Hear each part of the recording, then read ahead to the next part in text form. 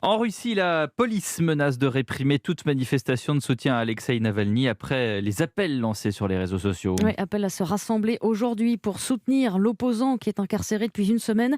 Alexeï Navalny a d'ailleurs publié une vidéo depuis sa cellule. Sa communication est 100% maîtrisée, Jean-Sébastien Soldaini.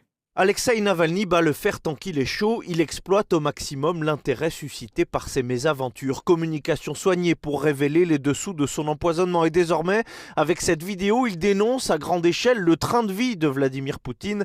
Arseny est un de ses soutiens, il en est convaincu, l'opposant cible à la fois l'opinion publique russe et l'attention de la communauté internationale. La question de rester en sécurité en Allemagne ou de rentrer ne s'est jamais posée pour lui.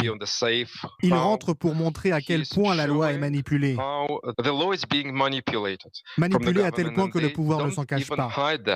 Rester en Allemagne, c'était prendre le risque de sortir des radars du Kremlin. Arnaud Dubien est directeur de l'Observatoire franco-russe. Il considère qu'Alexeï Navalny n'avait aucun intérêt à jouer l'exil permanent. Il ne peut développer une activité politique que depuis la Russie.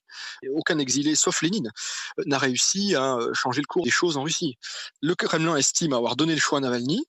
Il pouvait rester en liberté en Occident.